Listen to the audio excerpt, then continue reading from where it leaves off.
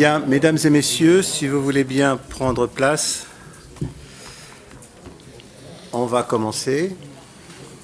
Alors, nous arrivons là ce soir au terme d'un cycle de conférences qui se sont organisées en résonance avec les événements politiques, les élections, en rappelant donc que, comme on l'avait fait il y a 5 ans pour dire les choses au moment des élections aussi, on a senti la nécessité d'essayer de faire vivre la question du travail dans le débat politique et en reprenant ce qui, dans le débat politique, pouvait y faire écho, d'une manière qui nous permettait évidemment d'y revenir, puisque, en règle générale, on avait une posture plutôt critique de ce qui se disait dans l'espace politique de la question. Il y a 5 ans, au terme de cette séquence, on a conclu à la nécessité de poursuivre en s'organisant de façon à maintenir la discussion et en engageant des actions. Et ça a été la raison finalement de la fondation d'une association Travail et Politique dont le président est à ma droite. Tu es entouré par un président et un vice-président. Mais moi, on ne tranchera pas. Je ne parle qu'au président. Voilà. Et cette année, donc, on a repris l'idée parce que, bon, un travail s'est fait en 5 ans, dont on va reparler. Mais évidemment, on a aussi appris qu'il y avait peut-être d'autres choses à faire, de le faire autrement, puisque, pour le moins, on n'est pas au bout de ce qu'on pouvait espérer. Donc, en se remettant à l'ouvrage dans cette occasion, l'idée est qu'aujourd'hui, on termine ce cycle avec en perspective de discuter et d'envisager ensemble des façons renouvelées de poursuivre la discussion et des actions sur cette question du travail, dans la manière dont le politique et la politique sait s'en saisir, le comprendre et le développer. Alors, on va procéder de la manière que nous avons annoncé, c'est-à-dire on va écouter 3 interventions qui ont été sollicitées dans cet esprit. Et puis ensuite, dans les échanges que nous aurons, on aura en tête d'essayer de nous acheminer précisément vers des projets qui prendraient naissance ou rebond ici sur cette affaire du rapport entre travail et politique. C'est Christian qui va commencer. On enchaînera ensuite avec Alain Alfonlaire et on terminera avec Jean-Marie Bergère. Je veux simplement, c'est pour ça que j'ai fait une erreur, prévenir d'entrée de jeu que Alain devra nous quitter avant la fin de la séance. C'était même prévu au point qu'il était imaginé qu'il ne vienne pas. Mais on a tenu quand même qu'il soit là, pour des tas de raisons qu'on va entendre, et que donc on fasse le sacrifice d'une présence écourtée, mais le bénéfice d'une présence quand même. Donc à 19h, c'est quoi, 20, 30 19h30, il s'éclipsera avec la discrétion qu'on lui connaît, et on poursuivra sans lui, mais après avoir pu l'écouter et donc mobiliser ce qu'il aura dit dans les échanges qu'on aura. Voilà, sans plus tarder, on commence. Donc Christian, tu as une demi-heure, pas plus. Et là, je suis à côté, je sévirai sans faiblir. Ah bon? Bien, mais bonjour à tous. Voilà, c'est toujours pour moi un grand plaisir d'engager une discussion dans le cadre de ces conférences. Et en particulier aujourd'hui parce que nous vivons quand même une période très particulière avec la fin de cette séquence électorale qui a commencé par la campagne présidentielle et qui est en train de se terminer par la campagne législative. Un premier constat que je vais vous présenter rapidement sur la situation politique, et puis ensuite je vais développer des arguments sur la nécessité de trouver des formes d'organisation de la société civile qui permettent d'établir un lien entre l'expérience du travail et le devenir de cette société, et puis d'autres remarques sur la nécessité, aujourd'hui plus que jamais, d'aller vers une capacité à interpeller la scène politique, c'est-à-dire la scène instituée à la fois de la représentation politique, mais aussi de la représentation syndicale et également, on pourrait dire, de la représentation médiatique. Le premier point sur lequel j'aimerais revenir, c'est qu'on fait malheureusement le constat, une fois de plus, que la question du travail en tant qu'activité créatrice de valeur, activité constitutive, construit le lien social, cette question du travail était largement absente du débat politique et du débat concernant les élections présidentielles. Certes, à des moments, cette question a été évoquée, mais rarement dans un rapport qui revienne sur l'expérience de l'activité de travail. Encore une fois, le travail était essentiellement indiqué dans son rapport à l'emploi, mais pas à travers l'expérience que constitue ce travail pour chacun d'entre nous, et à travers cette expérience, une capacité d'établir une analyse, un point de vue, voire une action dans le domaine politique. De nouveau, le travail est le grand absent de ces campagnes politiques électorales. En même temps, on doit bien admettre que la scène politique s'est profondément transformée. Deux forces politiques majeures émergent, la France insoumise et la France en marche. Deux forces qui n'existaient quasiment pas précédemment et qui constituent une innovation, une nouveauté qui est quand même remarquable quand on connaît la stabilité de la représentation politique en France depuis maintenant plus de 40 voire 50 années, avec un pouvoir politique qui se partage entre la droite classique et la gauche et ses alliés, c'est-à-dire le Parti socialiste et ses alliés. Il y a là un phénomène nouveau qui très certainement exprime au moins en partie la volonté d'un grand nombre de personnes à essayer de chercher un nouveau lien entre leur expérience et la scène politique. D'ailleurs, le rapport entre société civile et politique est l'un des arguments majeurs développés soit par la France en marche, soit par la France insoumise, pour justifier de leur démarche. Il y a donc là quelque chose de nouveau, d'intéressant. Et quelque chose, je pense, qu'on doit étudier, qu'on doit analyser, et peut-être aussi une opportunité à saisir. En même temps, on voit vite la difficulté qui se présente à nous. D'abord, cette société civile est quand même très, comment dirais-je, est très éphémère. C'est les conditions dans lesquelles cette société civile s'aborde est peu claire, très peu claire. Et quand cette société civile prend des formes organisées, c'est une forme organisée qui est très éloignée des enjeux du travail. Il y a donc là deux sujets de préoccupation. Certes, on sent une aspiration des personnes, à partir de leur expérience, d'interpeller la scène politique. On cherche une volonté de trouver des nouvelles formes d'engagement politique. C'est très positif. Mais le lien entre cet engagement et leur activité intime de travail n'est pas construit. Et le rapport entre la dimension organisée de la société civile et l'espace politique institué n'est pas encore pensé. Ce n'est pas parce que des personnes sont appelées à renouveler le personnel politique que pour autant la société civile s'exprime. Ce n'est pas parce que 1, 2, 3 ministres ont une expérience et que c'est au regard de leur expérience professionnelle qu'ils sont appelés à assumer des responsabilités politiques majeures que la société civile est en capacité, de manière organisée, à entrer en lien avec la scène politique instituée. Et ce n'est pas simplement sur la base du refus, sur la base de la critique de l'existant,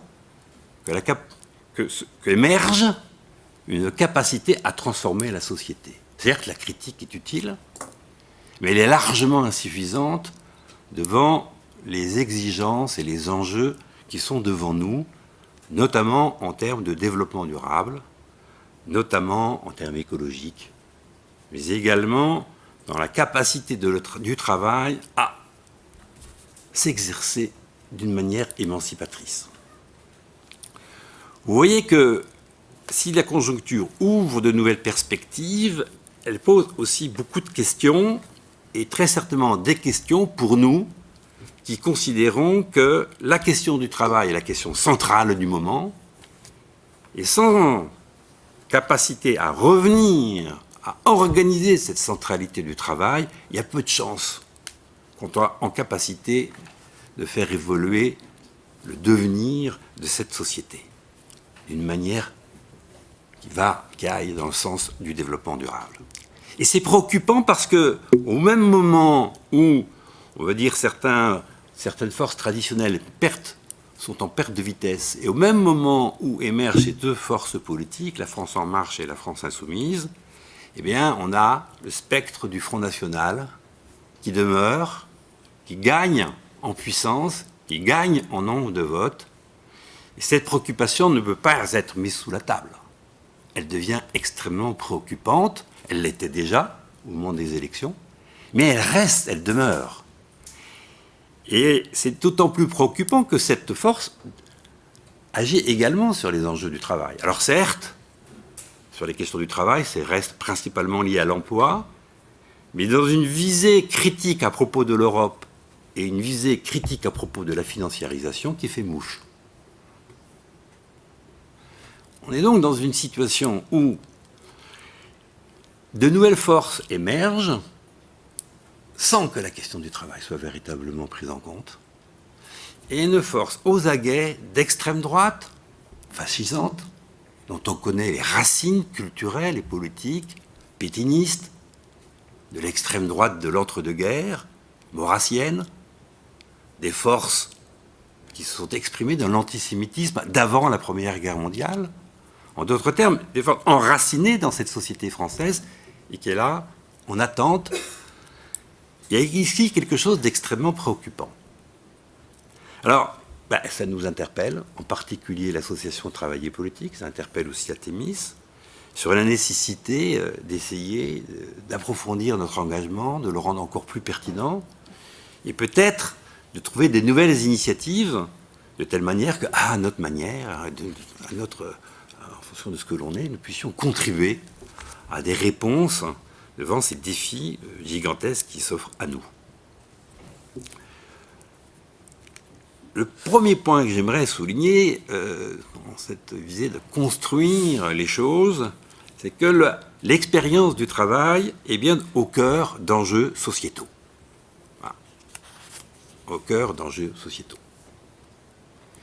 Aujourd'hui, plus qu'hier,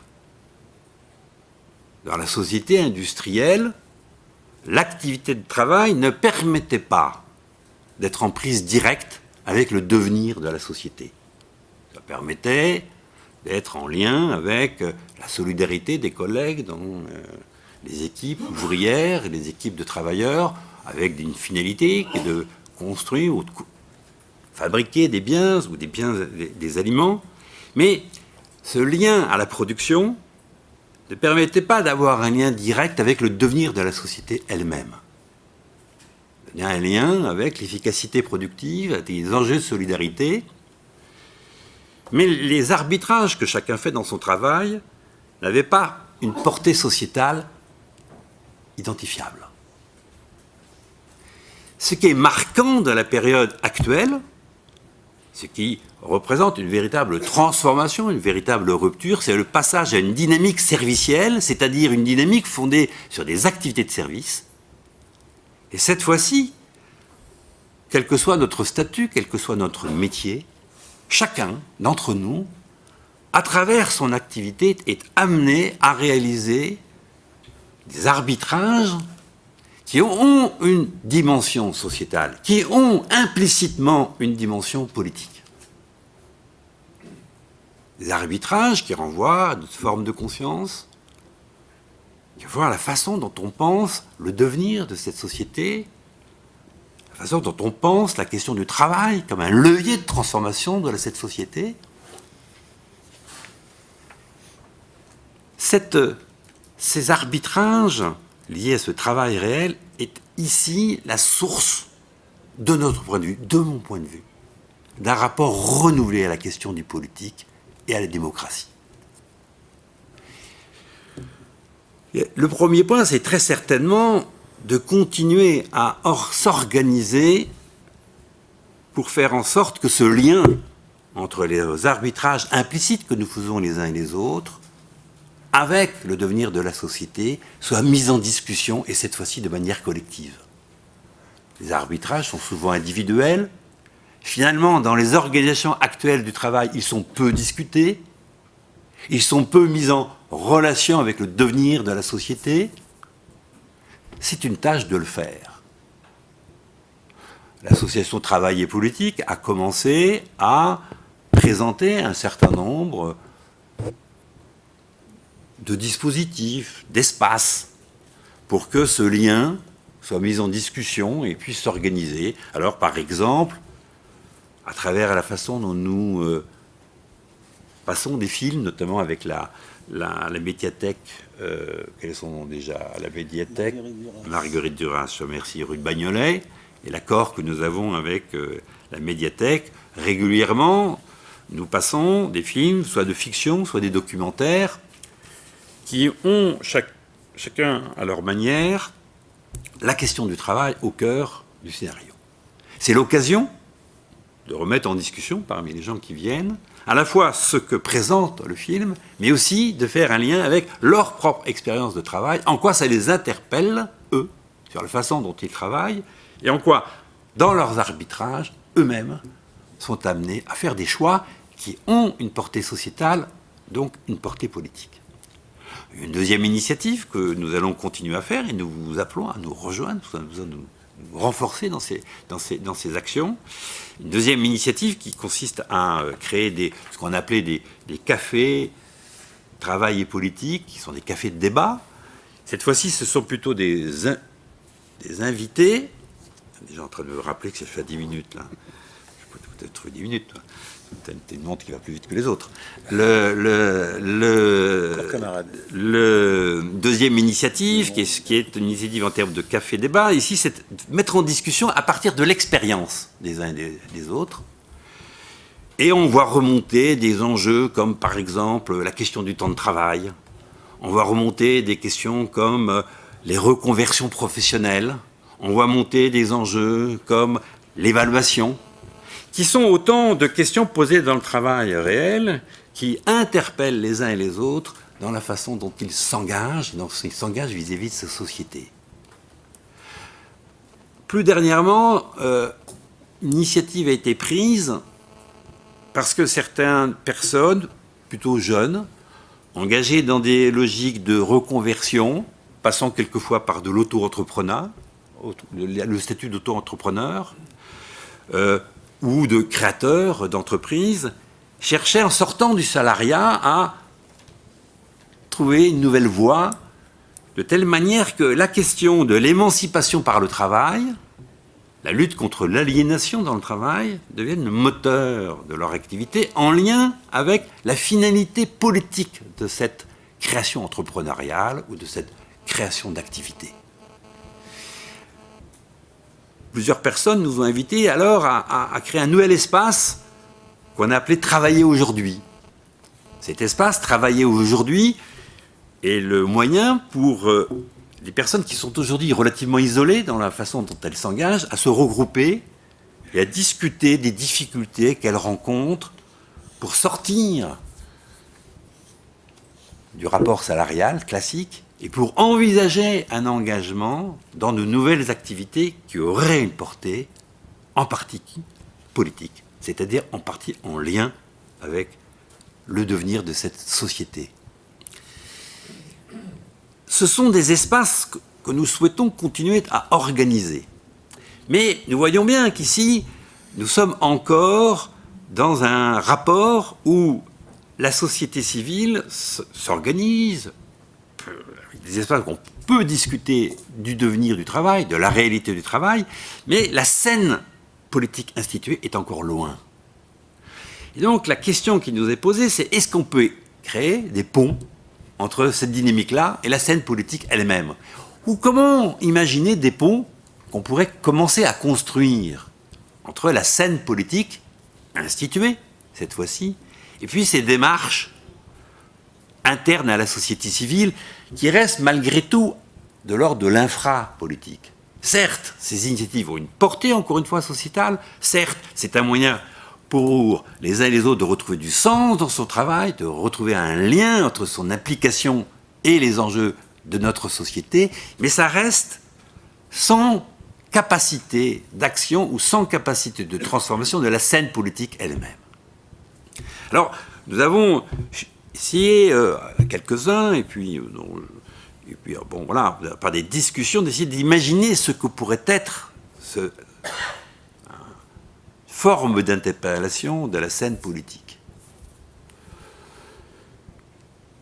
Généralement, les élus au niveau du Parlement sont en charge de la création de lois, de vérifier si, ensuite, les conditions d'application des lois, mais sans se poser forcément la question de savoir si est-ce que l'ensemble des enjeux relèvent d'une loi ou relèvent finalement d'une soft law, c'est-à-dire d'une loi de logique de convention, de règles initiées dans la société civile, sans pour autant qu'elle fasse force de loi.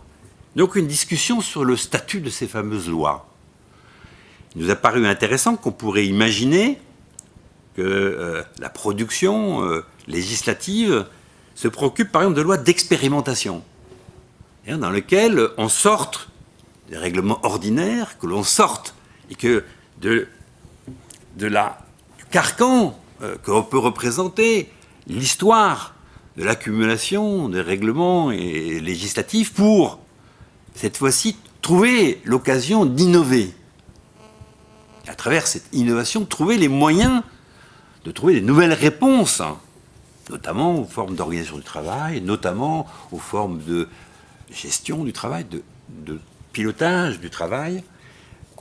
En d'autres termes, trouver un cadre qui admette, dans un temps donné, sur un champ donné, dans un espace géographique donné, des expériences nouvelles, dans lesquelles, cette fois-ci, la société civile organisée pourrait s'impliquer, pourrait trouver un moyen d'exprimer des projets nouveaux et, en tout cas, sans qu'ils soient forcément stabilisés. Deuxième idée, c'est qu'on pourrait avoir des lois incitatives. C'est des lois qui invitent qu'émergent des nouvelles formes de discussion et d'élaboration de règles dans le vivre ensemble, mais d'une manière incitative, sans donner le cœur du contenu de ces règles. Nous savons tous, les uns et les autres, qu'aujourd'hui, nous sommes dans une situation extrêmement compliquée avec ces engins qui sont les téléphones portables, avec le développement numérique, qu'il y a un usage invasif du numérique, à la fois par ces téléphones, mais par les ordinateurs, et que derrière le numérique se posent des questions sociétales importantes. Comment peut-on envisager des formes de discussion sur l'usage de ces engins, de ces outils numériques nomades? Comment peut-on envisager des rapports que l'on considère comme sains entre le temps réservé au travail, à l'activité finalisée par le travail, et les autres temps? Est-ce que ceci relève d'une loi ou est-ce que ceci relèverait de situations particulières selon les territoires, selon les professions, selon des formes d'organisation et de projet, voire selon le cycle de vie des uns et des autres, le moment de vie de chaque citoyen? Peut-on imaginer qu'émergent des formes qui interviennent sur la régulation du temps de travail et du temps entre le temps de travail et le temps de travail, qui sortent du caractère de la loi, mais avec un dispositif incitatif à l'émergence et à la mise en discussion de ces nouvelles conventions? Voilà une deuxième idée, c'est-à-dire essayer d'impliquer des logiques issues de la société civile qui puissent s'exprimer sur des enjeux nouveaux. Et on le voit, ces enjeux ne peuvent pas être correctement régulés à partir d'un rapport classique à la législation et à la loi. Deuxième et troisième idée, comment peut-on essayer de réfléchir à une représentation de la société civile auprès de ceux qui ont des charges exécutives, qu'elles soient locales, régionales ou nationales? On pourrait très bien imaginer, par exemple, que la société civile s'organise de telle manière que sur des sujets très précis, à la fois cernés du point de vue de leur périmètre et dans le temps, donner leur point de vue, mais décisionnel, auprès d'élus. Il y a déjà dans les collectivités territoriales de ce qu'on appelle les conseils de développement. Mais ces conseils de développement, c'est des lieux de discussion qui n'ont pas de finalité opérationnelle réelle, qui n'ont pas de pouvoir réel par rapport aux dispositifs institués que sont par exemple une collectivité territoriale, une communauté de communes ou une communauté urbaine. Peut-on envisager que ces conseils de développement n'agissent pas sur toutes les questions, mais se cernent, se concentrent sur, par exemple, la transition énergétique, par exemple, les transformations de la mobilité dans une cité, par exemple, la capacité d'une rénovation de l'habitat, par exemple, sur des questions du bien-vivre alimentaire, qui se concentrent sur des enjeux, avec une possibilité de contribuer aux décisions des collectivités urbaines, au niveau local, au niveau urbain, au niveau des communautés urbaines, voire au niveau national, de telle manière que ces décisions puissent être mises en œuvre avec des gens issus de la société civile, c'est-à-dire ayant une expérience provenant du travail pour contribuer à la mise en place de ces nouvelles orientations. C'est une autre façon d'essayer de réfléchir les conditions dans lesquelles une société civile organisée, sur les enjeux de développement durable et sur la question du travail, pourrait contribuer à ces scènes politiques. Dernier point, pour terminer, parce que j'ai 2 minutes, ce sont les médias. J'avais 2 minutes, d'accord. Donc j'ai toujours 2 minutes. Donc, merci. Donc c'est les médias, ce sont les médias. On voit très bien qu'avec la perte d'autorité des partis politiques classiques, avec la façon dont les partis politiques sont en difficulté, les institutions politiques sont en difficulté pour prendre en charge les nouveaux enjeux de notre société, ça crée un espace média considérable, plus important qu'avant, avec une possibilité d'intervenir sur les débats qui ont une portée politique une possibilité beaucoup plus grande qu'autrefois. Est-ce que cette situation, au lieu d'inviter telle ou telle personnalité connue parce que, comment dirais-je, ils ont une application professionnelle particulière, où ils ont produit un ouvrage, avec des invités qui viennent une fois, ça rebondit sur une autre fois, et on passe du coq à l'âne, et pourrait-on pas avoir un dispositif avec les médias dans lequel des sujets sont traités de manière régulière, approfondie, donnant de manière construite, avec les radios, les journaux télévisés, voire les Mediapart, des espaces, parce qu'on intervient dans Mediapart, des espaces dans lesquels des sujets pourraient être mis en discussion de manière prolongée, afin d'instruire réellement les questions, et pas simplement de les évoquer dans un jeu oratoire très agaçant, ou dans un jeu médiatique extrêmement agaçant, parce que décisissant finalement la construction de points de vue liés à l'expérience. Voilà quelques idées, si vous voulez, sur la façon dont on pourrait envisager un lien entre ce qui nous provient de nos expériences de travail, dans une perspective, encore une fois, d'émancipation et de développement durable, de telle manière que ça résonne avec la scène politique. On peut le faire. Il y a des espaces d'action possibles. Des collectivités territoriales seraient prêtes à innover en la matière. Il y a des espaces dans lesquels, avec certains médias, il serait possible de construire ça. Encore faut-il s'organiser pour le faire. Ça serait l'objet proposé à l'association Travail et Politique et à vous-même de trouver à partir de maintenant une démarche permettant de trouver, construire un lien entre ce que nous vivons et cette scène politique instituée.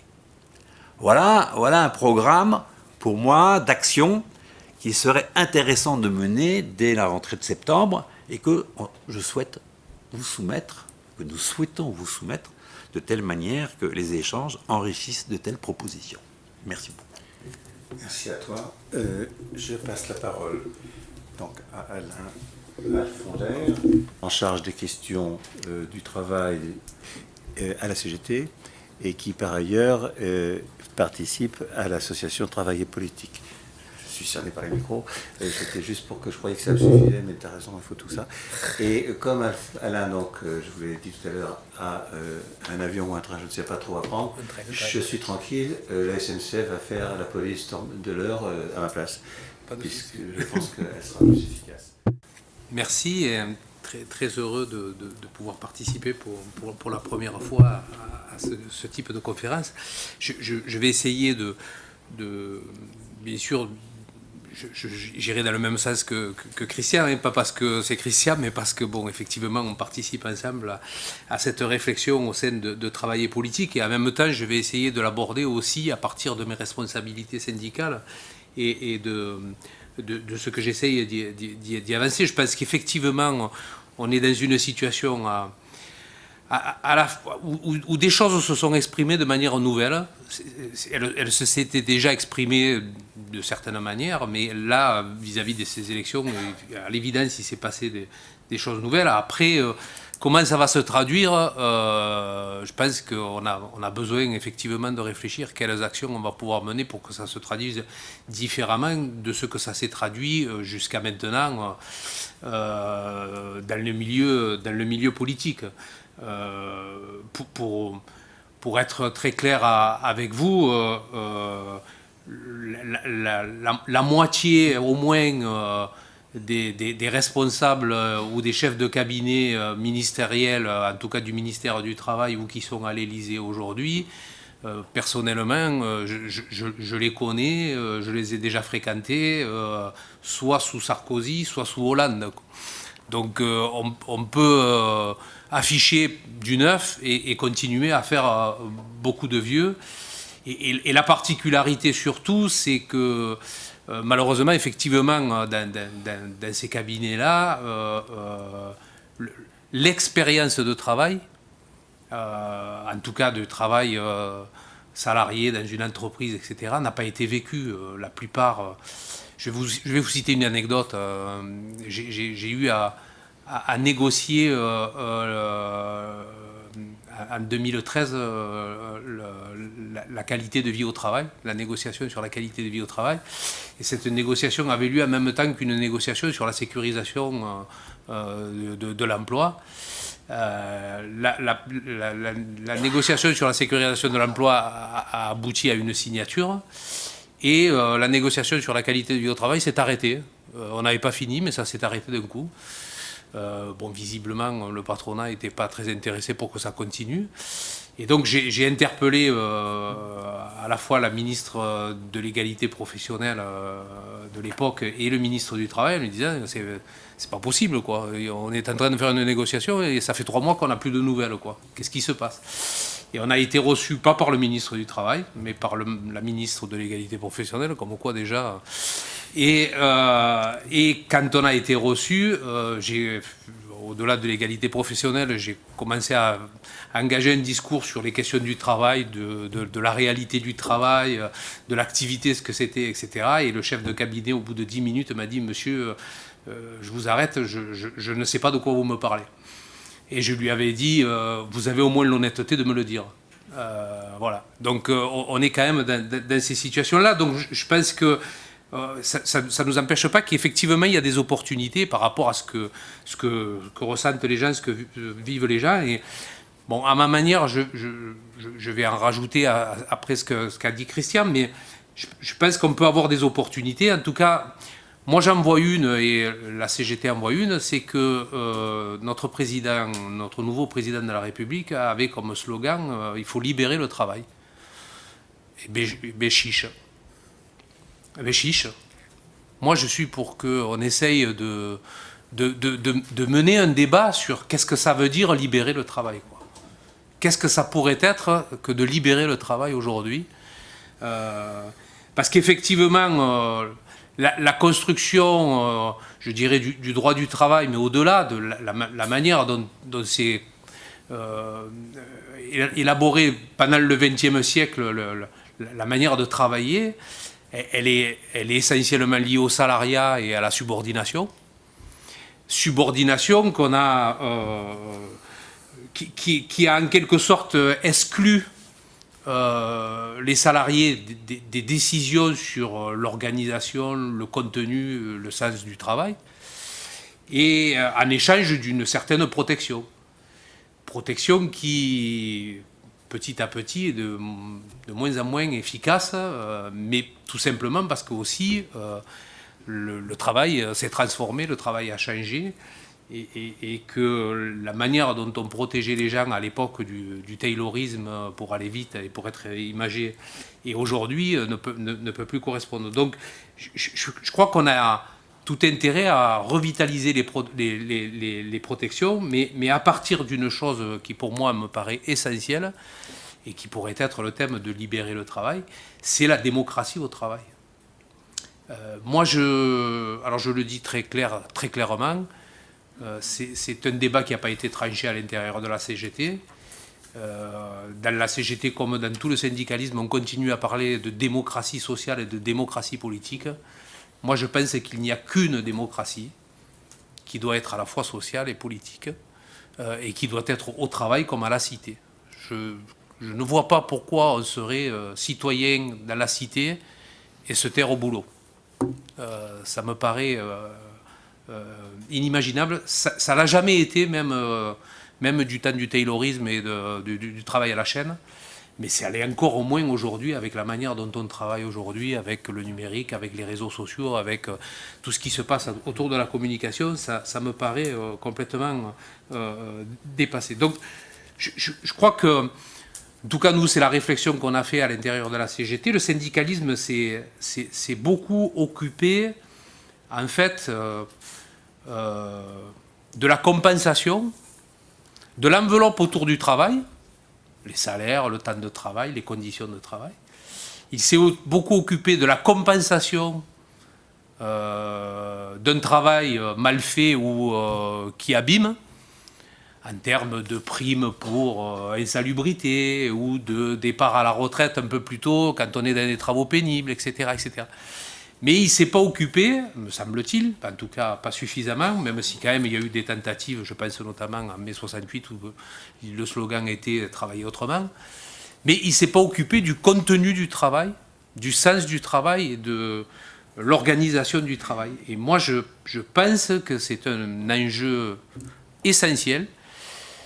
Nous, on a décidé que notre pratique revendicative, elle devait partir de là. Parce que les questions du travail, de l'activité de travail, elles tiraient tout le reste. Mais que cette question-là, et pour être très clair avec vous, mais Christian l'a dit à sa manière, je pense qu'on ne changera pas la société si on ne change pas le travail. Et donc, cette question du travail, elle me paraît essentielle. Et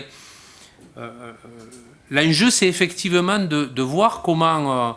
à partir de cette démocratie au travail, on peut avoir, j'ai envie de dire, un droit au conflit sur la qualité du travail à l'intérieur de l'entreprise, parce qu'effectivement, la qualité du travail, c'est discutable, hein, à la fois entre pairs, et puis bien sûr avec la hiérarchie, et on voit bien que dans la manière dont on travaille aujourd'hui, les salariés ils subissent des injonctions le plus souvent contradictoires, et il faut qu'ils trient, effectivement, qu'ils fassent les arbitrages, comme disait Christian, entre eux, ou même souvent tout seuls. Et ils sont obligés, pour faire ça, de tricher, de ne pas le dire. Et tout le monde sait qu'on triche, hein, mais voilà, on fait comme si.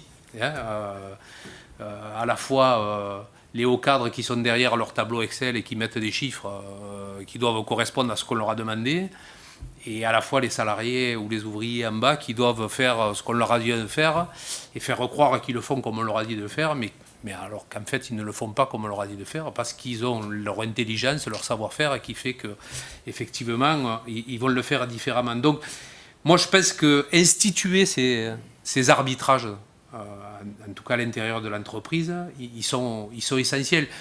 Et effectivement, ils ont des dimensions sociétales. Je donnerai que l'exemple, par exemple, de ce qui s'est passé soit à Volkswagen, soit à Renault autour du diesel. C'est quand même des enjeux environnementaux importants. Bon, et là, il y avait deux injonctions contradictoires. Il fallait qu'on ait un moteur performant et en même temps qu'il fasse le moins de CO2 possible. Comment on fait? Visiblement, il y en a qui ont essayé de résoudre cette problématique-là, mais il fallait le faire en cachette. Il ne fallait pas le faire aux yeux de tout le monde. Et en tout cas, cet arbitrage-là, il n'a pas été institué. Il n'a pas été. Donc je pense que c'est une question essentielle. Et je crois qu'un des éléments aussi essentiels, c'est que les critères de décision dans les entreprises, la plupart des critères, ils sont bien souvent financiers, ils sont liés aux clients, mais ils ne sont jamais liés à la question du travail et du contenu et de l'organisation du travail. Moi, je pense que faire en sorte que ce critère du travail, de l'activité de travail, soit un des critères de décision de l'entreprise, ça me paraît un élément essentiel. Et d'ailleurs, cette question-là, l'idée que le critère de travail fasse partie des décisions jusqu'au plus haut niveau dans l'entreprise, ça faisait l'objet d'un rapport qui a été fait il y a quelques années au moment des suicides de France Télécom, qui avait été demandé par François Fillon, le Premier ministre. Et ce rapport, c'est le rapport Lachmann-Pénicaud-Larose. Il se trouve que Pénicaud, c'est Madame la ministre aujourd'hui, et je crois que bon, là aussi, il y a une opportunité à rappeler un certain nombre de choses sur ces questions-là. Alors, moi, je dois dire que dans ce débat public, on veut essayer d'engager avec travail et politique, etc. Nous aussi, syndicalement, on essaye de le faire, quoi. On veut essayer de faire en sorte... On porte cette idée qu'effectivement, le travail, c'est un enjeu de société. Et donc, ça doit être débattu dans la société. Et je veux quand même signaler, parce qu'après, ça peut faire partie aussi de relais. Moi, j'impose rien à personne. Mais Philippe Martinez, dans sa première rencontre avec le nouveau président de la République, lui a demandé qu'il y ait un débat public national avec les salariés, les chercheurs, les syndicalistes et les hommes politiques sur le travail et son corollaire, le mal-travail, qui coûte très très cher à la société puisqu'on évalue à 4 points de PIB par an ce que coûte le mal-travail, c'est-à-dire 80 milliards par an, c'est pas rien quand même. Quand on le compare aux 10 milliards de déficit de la Sécu, 80 milliards par an liés au mal-travail, c'est quand même pareil. Donc Philippe Martinez a demandé ce débat public. Je pense que ça mérite d'être relayé un peu partout de manière différente, chacun à sa manière, mais en tout cas, c'est un élément essentiel. Enfin, dernière chose, pour ne pas être plus long, puis vous aurez tous les loisirs de me critiquer sans que j'y sois, mais c'est très bien, c'est pas grave, ils me raconteront. Je pense que c'est important. On est dans une économie mondialisée. Moi, je pense que c'est important aussi qu'on mette dans le débat l'enjeu que représente et qu'a représenté à l'époque l'OIT, l'Organisation internationale du travail. On va bientôt fêter ses 100 ans. Elle a été créée en 1919 et elle a été créée en 1919 après la Première Guerre mondiale, avec une idée toute simple, c'est que s'il n'y a pas plus de justice sociale dans cette planète, les guerres mondiales vont continuer à sévir. ça n'a pas été pris au sérieux en 1919. Il y a eu la guerre mondiale en 39-45. Et en 1944, il y a eu le traité de Philadelphie qui a repris cette question et qui a un peu sanctuarisé, si on peut dire, l'OIT. Et moi, je pense que l'OIT n'a aucun pouvoir, n'a aucun pouvoir de sanction. Il a un pouvoir de recommandation et auprès des pays, pas auprès des entreprises et des multinationales. Et moi, je pense que ça doit être mis dans le débat. On ne peut pas avoir un débat simplement sur le Code du travail en France et puis simplement oublier qu'on est dans cette économie mondialisée. Moi, je pense que ça doit faire partie aussi du débat dans lequel on a avancé parce que, effectivement, sans justice sociale, les guerres, le terrorisme, le tous contre chacun, ça se développe, on le voit bien, et on est quand même dans cette situation-là, avec le danger de la récupération, comme le disait Christian, par des forces extrêmes. Voilà, et en m'excusant encore une fois, mais je suis obligé de retourner chez moi, vous avez compris à mon accent que je n'étais pas de la région parisienne.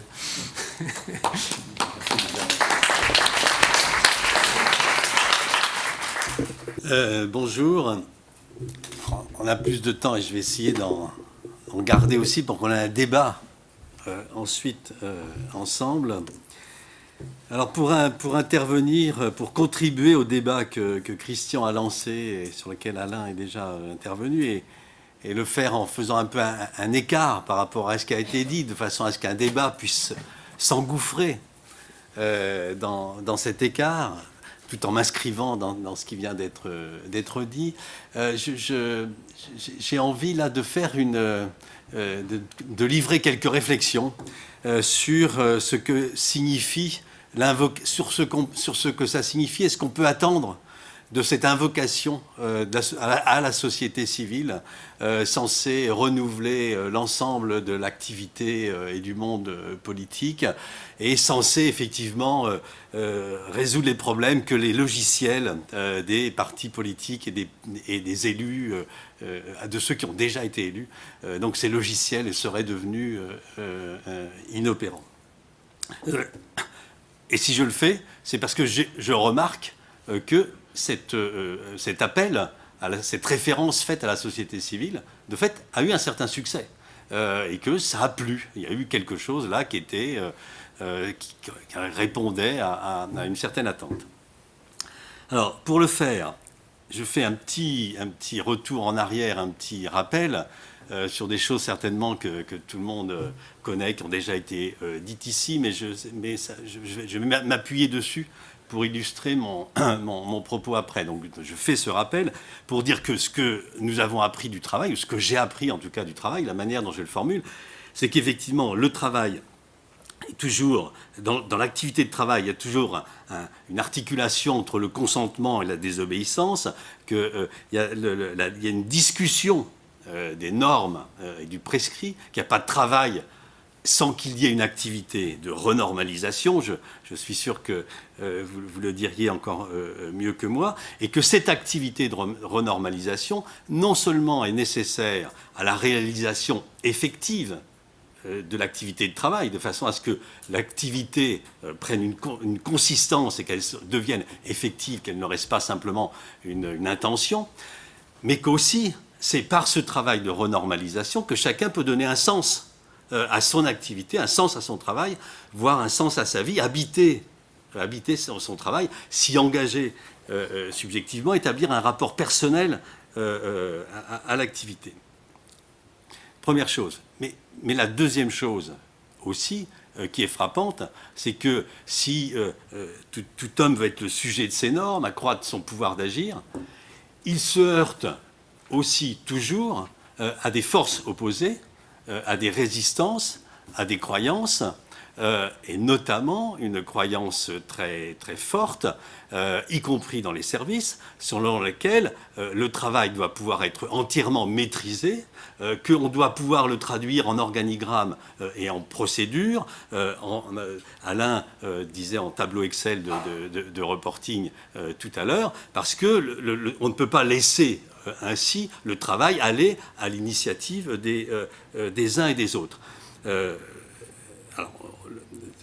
Et que cette tendance-là est une tendance qui, non seulement traduit en procédure, rend le travail abstrait, mais du coup prive ceux qui l'exercent de leur savoir-faire, de leur manière de faire. Il les prolétarise, si l'on veut. Et simplement, pour terminer sur ce rappel, on peut dire que dans beaucoup d'organisations, lorsqu'il y a le choix, lorsque le dilemme se pose entre l'obéissance et l'efficacité ou la productivité, la domination ou l'efficacité, le choix des organisations, et on a tous des exemples en tête, va le plus souvent vers le respect de l'obéissance et de la domination plutôt que vers l'efficacité. Il y a des organisations qui vont vers l'efficacité, mais ça n'est pas quelque chose qui est absolument donné.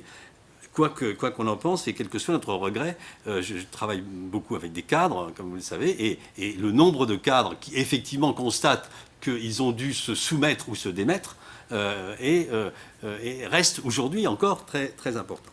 Alors, j'ai voulu rappeler ça pour simplement rappeler que lorsqu'on invoque la société civile, et si ça a des succès, c'est que derrière ça, on invoque l'idée que les gens qui viennent de la société civile, ceux qui n'ont jamais eu aucun mandat politique, ils connaissent le travail. Ils ont travaillé, donc ils connaissent le travail. En fait, l'hypothèse que je fais, c'est qu'en disant ça, on peut tout aussi bien faire référence, invoquer, vouloir utiliser l'une ou l'autre de ces deux tendances liées à l'analyse qu'on peut faire de ce qui se joue dans le travail. Et qu'effectivement, première hypothèse, on peut invoquer la société civile, le monde du travail, à ce moment-là assimilé au monde du travail, pour recruter des professionnels, des experts, les super diplômés, et leur demander, ceux qui ont réussi, et leur demander de s'installer dans une sorte de bureau des méthodes, de façon à nous pondre, non pas les meilleures procédures, la one best way, mais la loi, la seule loi, la loi la meilleure, la loi la plus efficace, celle qui effectivement va être une loi scientifique et qui va être développée puisque nous avons fait appel à des personnes qui ont ce savoir au-dessus de l'activité elle-même. De la même manière que le bureau des méthodes niait l'expérience des ouvriers, oubliait leurs habitudes en rejetant ça vers... C'était le vieux monde, et il fallait éliminer ces scories-là de leur métier, de l'artisanat et de leur métier d'antan. Le taylorisme est né sur cette idée-là.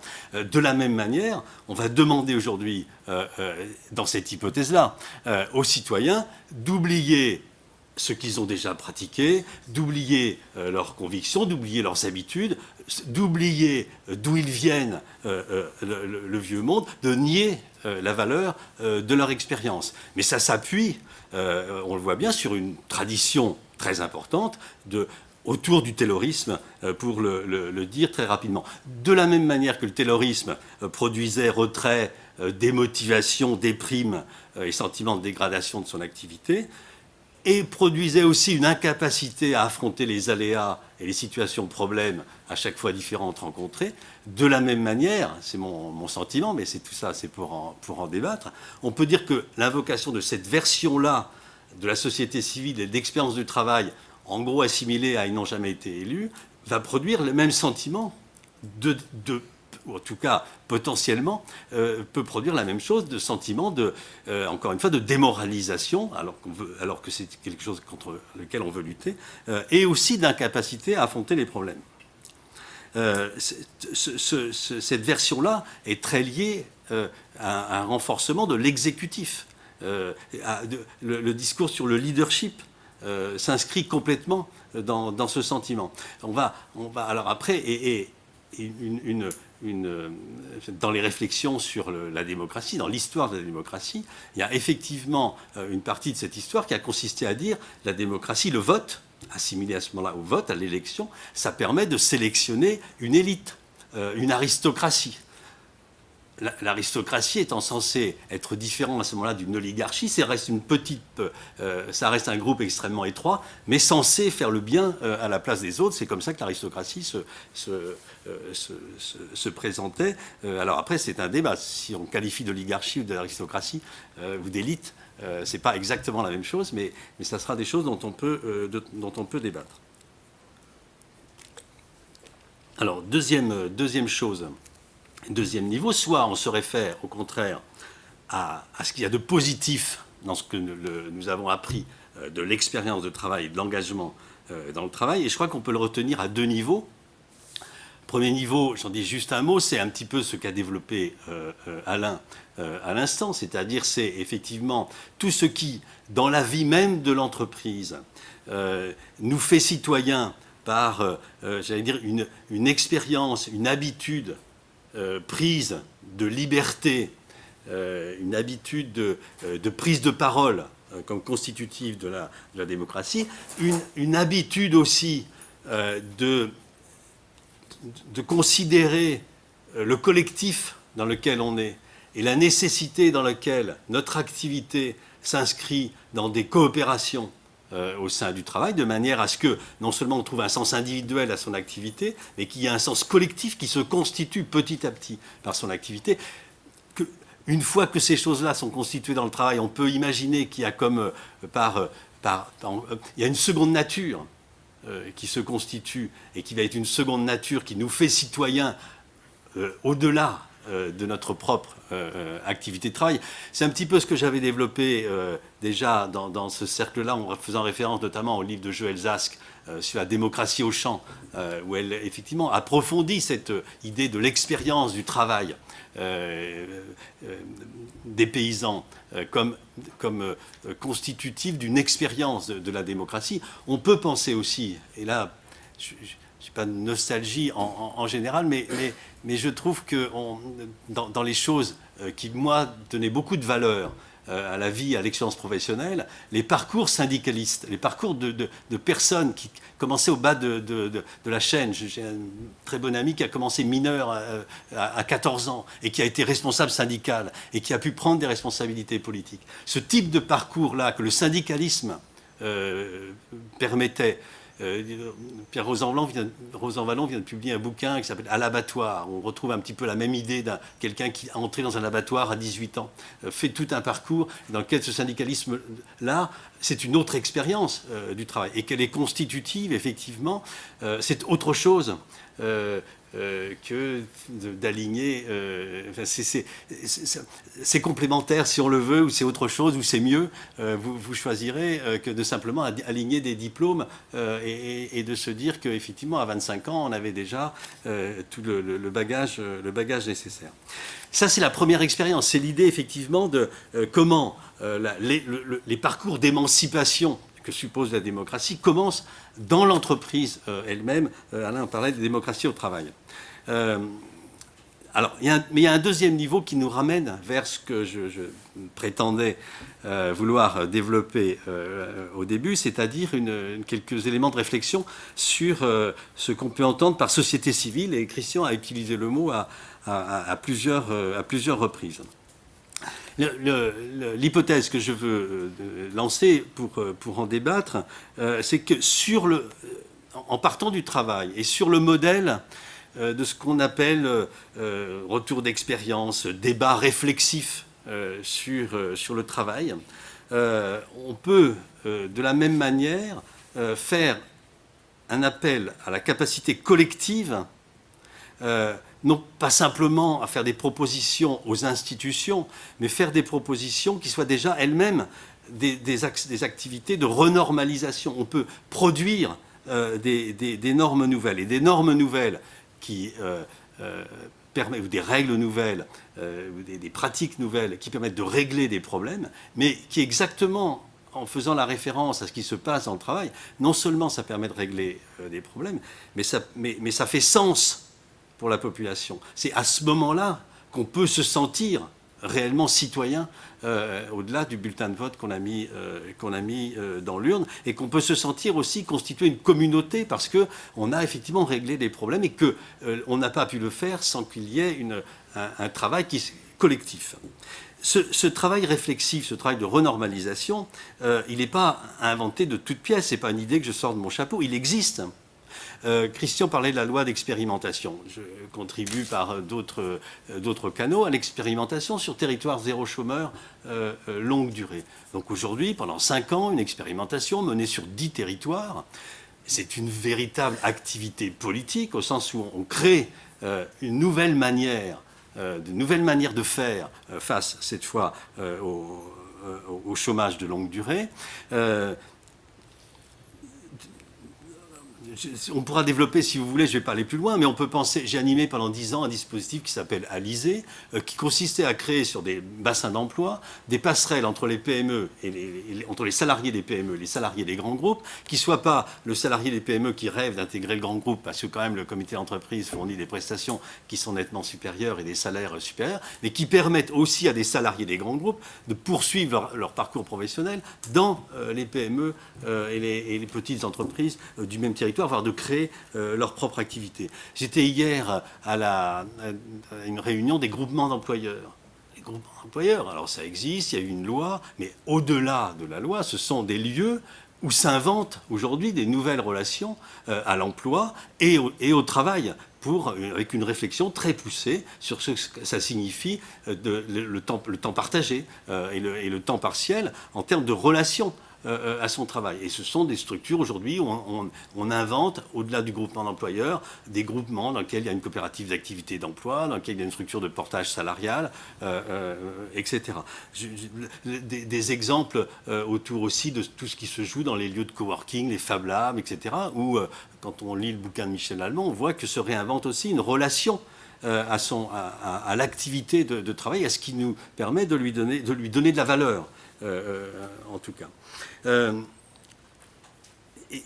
Ces activités, je ne peux pas développer là, mais ces activités, simplement l'idée, c'est qu'elles participent bien à l'activité, à un niveau d'activité politique, à l'activité de gouverner, de résoudre des problèmes et de gouverner. La politique, c'est ça que je voudrais arriver à développer, et peut-être en faisant un écart par rapport à ce qu'a dit Christian, c'est pas simplement une sphère, c'est aussi tout un processus dans lequel ces activités-là dont je parle sont des activités aussi instituantes.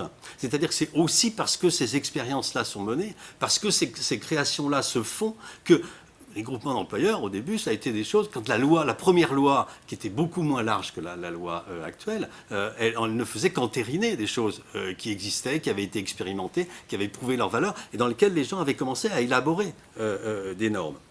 Alors, pour conclure, on pourra revenir sur tout ça, mais je voulais simplement insister sur cet aspect-là de création et de création instituante, qui effectivement produit de la norme, produit des règles de vie qui permettent de régler des problèmes et de considérer ce que ça signifie de vivre ensemble. Alors du coup, ça m'amène à faire une proposition par rapport à la société civile, qui est qu'effectivement, la société civile ne se sépare pas simplement enfin, elle n'est pas simplement opposée aux institutions, à l'État. Il n'y a pas l'État d'un côté, garant de l'intérêt général, et dans lequel on ne traiterait que de l'intérêt général, et puis la société civile, qui se confond assez rapidement dans ces cas-là avec les entreprises, avec le monde économique.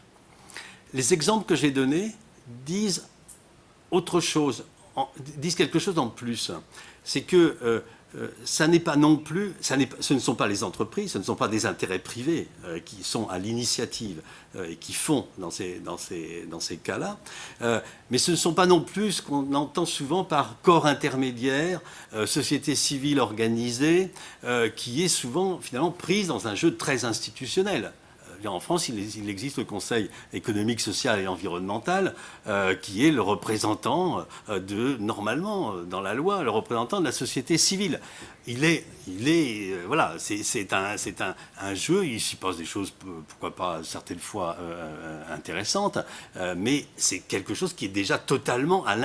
C'est un élément du jeu institutionnelle. Territoire zéro chômeur de longue durée, c'est autre chose. Lorsque ATD Quart Monde, en se réunissant avec des gens qui n'avaient pas travaillé depuis des années, Emmaüs, ATD Quart Monde est né d'une scission d'Emmaüs, faut rappeler ça, se réunit avec le pacte civique de Jean-Baptiste de Foucault, avec la Fédération des acteurs de la solidarité, avec le Secours catholique, pour créer quelque chose, l'expérimenter, le mettre en œuvre. Et quand on voit les forces qu'ils arrivent à rassembler sur les territoires qui sont concernés, il y a autre chose qui se passe, mais qui n'est pas non plus la société civile, au sens, encore une fois, soit les intérêts privés, soit les corps intermédiaires, au sens les corps constitués et très institutionnalisés eux-mêmes. Alors je vais reprendre l'expression de Dominique Rousseau, c'est un espace public, et un espace public différent de la société civile, différent de la sphère institutionnelle, un espace public qui est lui-même normatif, qui produit de la norme. Et c'est ça qu'il faut encourager et reconnaître qu'effectivement, il peut participer à sa manière. Quelquefois, ça aboutira à d'autres choses au niveau des lois et des règles instituées, d'autres fois non. Et ce n'est pas forcément l'objectif, la réussite ne se juge pas au fait que c'est forcément dans une loi. Il y a aussi des choses qui fonctionnent, et qui fonctionnent, je veux dire, légalement, simplement parce que ça n'est pas contre la légalité, mais et que ça a créé des règles sur un bassin d'emploi, dans un espace, entre des acteurs différents. Mais on est dans la construction, et non pas simplement dans un jeu de relations avec les institutions. Et je vais terminer là-dessus. Ça oblige à repenser peut-être la relation à la représentation et aux représentants. Je poursuis sur l'idée de Dominique Rousseau. Non seulement, effectivement, il propose de manière beaucoup plus développée et plus de force que ce que je viens de faire en quelques minutes, cette idée d'espace public. On pourrait aussi faire référence à Habermas, ce qu'il dit, à d'autres, et aux actions que je viens de poser. Il pose aussi l'idée qu'il faut sortir de l'idée de la représentation fusion, où mon représentant doit absolument dire exactement la même chose que ce que je dis, pour aller vers une représentation écart. Parce que la position du citoyen est tout à fait différente pendant le mandat. Si c'est une représentation fusion, ça veut dire que je donne mandat, je donne autorisation au représentant pendant la durée de son mandat d'agir à ma place. Puisque nous sommes supposés n'être qu'un. Et donc il peut agir, ça sera moi qui serait supposé avoir agi en même temps que lui. Et il propose l'idée d'une représentation écart, donc qui maintient en permanence l'idée que le citoyen n'est pas le représentant. Il a désigné quelqu'un qui est un représentant avec lequel il va devoir entretenir en permanence pendant toute la durée du mandat, de manière à ce que le représentant, qui lui est dans le jeu institutionnel, institution dont nous avons besoin, mais le citoyen a un rôle tout à fait différent pendant ce temps-là, de maintenir le débat avec son représentant, d'expérimenter et de faire valoir ces expérimentations de façon à changer aussi la manière dont les institutions... Une des choses, si l'invocation de la société civile a si bien marché, c'est qu'un des constats qui a été fait à la fin des mandats précédents, c'était la coupure entre l'exécutif. Le législatif en France est vraiment maintenant secondarisé complètement, mais la coupure totale avec la société, avec le monde. Et il faut, si on n'y prend pas garde, les institutions continueront à produire cette coupure, cet écart. Et donc il est essentiel d'imaginer d'autres dispositifs, alors dont ceux qu'on peut imaginer et qu'on a essayé d'imaginer, y compris autour du cinéma, parce que ces dispositifs une grande partie de ces dispositifs pourrait se justifier en disant la démocratie, c'est aussi la prise de parole, c'est la capacité à donner la parole, et que tout espace qui donne la parole maintient ce débat dans l'écart entre le représentant et le représenté, qui n'est effectivement écart dans lequel il doit y avoir débat en permanence. On va faire ça puisqu'on va la donner. Absolument. Merci à toi. Une question à propos de l'absence du travail dans le débat politique. Là, on est submergé d'informations sur le débat qui va s'engager sur la future loi travail numéro 2. Alors bien sûr, il n'est pas question du contenu, enfin bien sûr, j'en sais rien, mais il est question quand même de tout cet environnement qui conditionne l'activité de travail. Est-ce qu'il n'y a pas là un niveau quand même d'intervention sur les sujets qui sont abordés, que ce soit le débat sur les normes, enfin la logique des normes, enfin le temps de travail, etc. Enfin, tous les thèmes qui sont énoncés, qui vont faire l'objet des débats avec les syndicaux avant les nouvelles ordonnances. Très bien. Là, il y a une question devant. Merci. C'était pas vraiment une question, mais j'étais très surprise par votre entrée en matière, Monsieur Dutertre, sur l'absence du travail dans le débat, enfin dans la campagne électorale, plus exactement. Moi, j'ai eu l'impression absolument inverse. Je m'occupe d'insertion par l'activité économique et je trouvais que mes collègues, notamment sur cette question d'insertion, faisaient toujours le tour du mot travail et du thème du travail, parce qu'il y a cette double versant du travail et que donc on n'y touche pas parce que ça pourrait être du bien ou du moins bien, donc on ne touche pas au mot travail.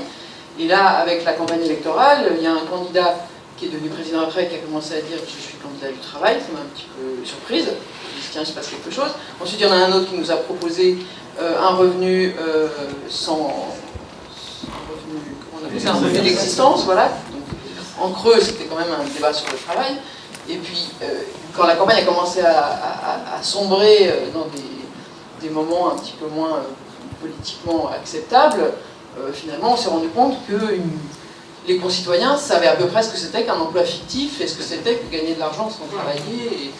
Donc, j'ai pas eu l'impression que le travail était délaissé, et au contraire, qu'il y avait un éclaircissement du rôle du travail, de ce qu'on pouvait y trouver les uns les autres. Et jusqu'à d'ailleurs, je ne vois pas, moi, dans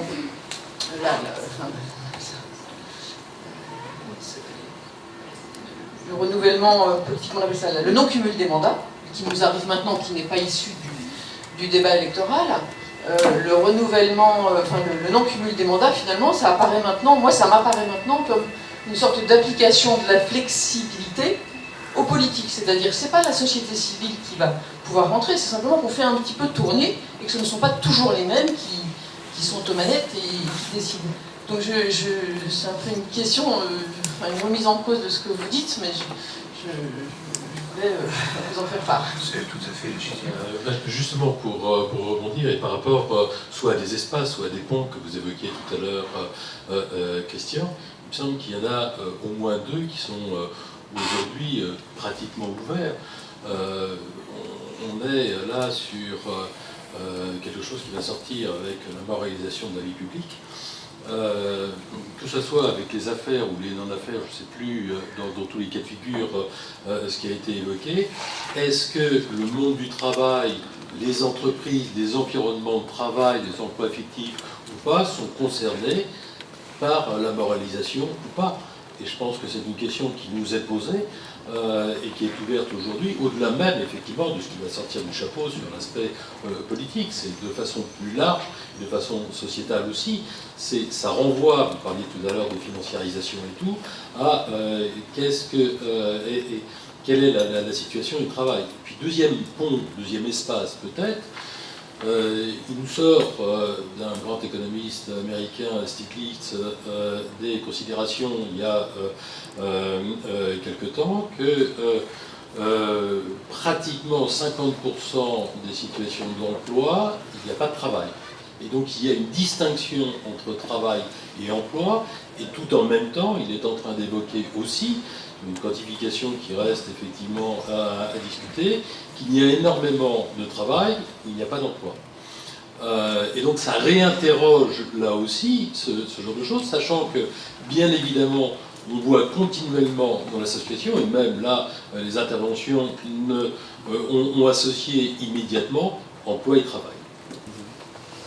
Oui, bonjour, moi je voudrais revenir sur la fin du propos de Jean-Marie, d'abord pour dire que je trouve ça très intéressant l'idée du débat, avec peut-être une distinction avec l'idée du référendum. C'est pas la même chose, on nous a aussi beaucoup parlé de référendum pendant cette campagne, et qu'il me semble important d'insister sur l'écart et la différence entre les deux points. C'est une première chose. Et la deuxième, peut-être la question du coup pour moi, est-ce que le débat, de votre point de vue, il sert à alimenter la réflexion des élus ou est-ce qu'il a une autre vertu qui est d'aussi alimenter la pensée des citoyens eux-mêmes sur ce que c'est que le travail parce que l'hypothèse que je fais, c'est que c'est pas parce qu'on travaille qu'on a une pensée complètement construite sur ce que c'est que travailler. Oui, moi je pense que sur le problème de l'articulation qui a été fait sur l'absence du travail ou non dans le débat, c'est surtout l'articulation entre le travail et l'emploi qui a dominé quand même, je veux dire, dans le débat politique des élections et qui se continue d'ailleurs aujourd'hui.